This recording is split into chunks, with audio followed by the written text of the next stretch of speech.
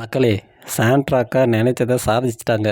Big pass கொடுத்த அந்த secret டாஸ்க்கை கிட்டத்தட்ட சக்ஸஸ் பண்ணிட்டாங்க. ஆனால் இதுக்கு வந்து கிரெடிட் கொடுப்பாரா கொடுக்க மாட்டாரான்னு அது வந்து அவருக்கு தான் தெரியும். அப்படி என்ன சம்பவத்தை வந்து பண்ணியிருக்காங்க வீட்டுக்குள்ளே அப்படின்னு பார்த்தோம் அப்படின்னா, நம்ம எல்லாருக்குமே தெரியும் சீக்ரெட் டாஸ்க் இருக்குது. ஸோ அந்த சீக்ரெட் டாஸ்க் மூலியமாக காலையில் பயங்கரமான கேம்லாம் பார்த்தீங்கன்னா சாண்ட்ரா வந்து ப்ளே பண்ணாங்க. ஃபஸ்ட்டு வந்து நம்ம திவாகரை வந்து டார்கெட் பண்ணி என்னென்னவோ பண்ணி வெளியில் அனுப்ப பிளான் பண்ணி பார்த்தாங்க. ஒன்றும் பருப்பு வேகலை.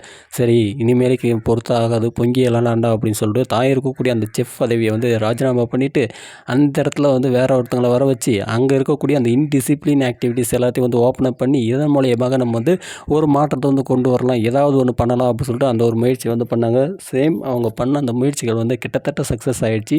அவங்க நினச்சி தான் எதிர்பார்த்து தான் பார்த்தீங்கன்னா இந்த செஃப் பதவி வந்து ராஜினாமா பண்ணாங்க. ராஜினாமா பண்ண உடனே அந்த இடத்துல பார்த்தீங்கன்னா அவங்களோட யூனிஃபார்ம்ஸை வந்து கேட்க பார்வதி வேறு அந்த இடத்துல 2 பேருக்கு ஒரு கான்வர்சேஷனாக லவிட்டிட்டு போகலான்னு இருக்கியா அப்படின்னு சொல்லிட்டு பார்வதி ஒரு வார்த்தை சொல்ல அந்த இடத்துல டென்ஷன் ஆகி நம்ம இவங்க யார் சாண்ட்ரா, ஆக்சுவலாக என்ன நடந்தது அப்படின்னா சாண்ட்ரா கிட்ட யூனிஃபார்ம் இருக்குது, அதை கேட்குறதுக்கு பார்வதி வந்தாங்க. அதை கேட்கும்போது அவங்க தரமாட்டேன்னு சொன்னாங்க. சம்பளம் கொடு தரேன் யூனிஃபார்ம் அப்படின்னு சாண்ட்ரா சொல்ல, இல்லை நீ லவ்ட்டின்னு போகலான்னு இருக்கியான்னு ஒரு வார்த்தையை சொன்னோன்னே பயங்கரமான கடுப்பாகிறாங்க நம்ம பார்வதி அக்கா.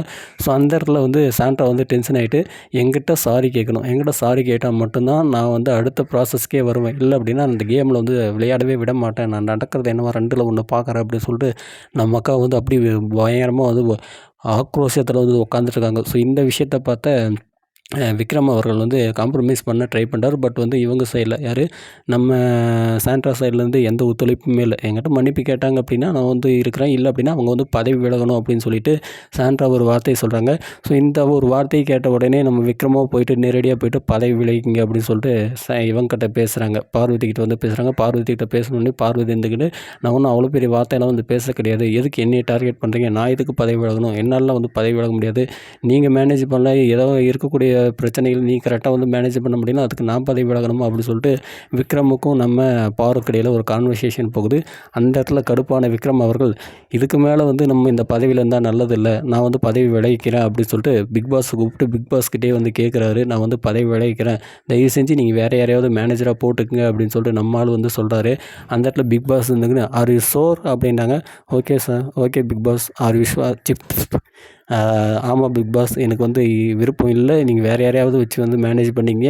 40 ஆடுங்களை ஒரு ஆளாக சேர்ந்து கூட மேய்ச்சிடலாம், ஆனால் இங்கே இருக்கிற இந்த 20 கழுதைகளை வச்சுக்கிட்டு நம்மளால் வந்து மேய்க்க முடியாது, அந்தளவுக்கு பார்த்திங்கன்னா மோசமான கழுதைகளாக இருக்குது, எது சொன்னாலும் வந்து எட்டி எட்டி உதைக்குது அப்படின்ற மாதிரி நம்ம விக்ரம் வந்து பயங்கரமாக கடுப்பாகிட்டு தயவு செஞ்சு யாரையாவது வேறு ஏதாவது பதவியில் போட்டுங்க, நான் பதவி விளைவிக்கிறேன் அப்படின்னு சொல்லிட்டு தன்னுடைய மேனேஜர் பதவியை தற்போது ராஜினாமா செய்துவிட்டு வெளியே வந்து விட்டார் நம்முடைய விக்ரம் அவர்கள். ஸோ கிட்டத்தட்ட பார்த்திங்கன்னா இவங்க சாண்ட்ராவுடைய அந்த எக்ஸிக்யூஷன் வந்து முடிஞ்சுது, அவங்க எக்ஸ்பெரிமெண்ட் பண்ணாங்க, அந்த எக்ஸ்பெரிமெண்ட் வந்து தற்போது சக்ஸஸ் ஆன மாதிரி தான் எனக்கு வந்து தோணுது.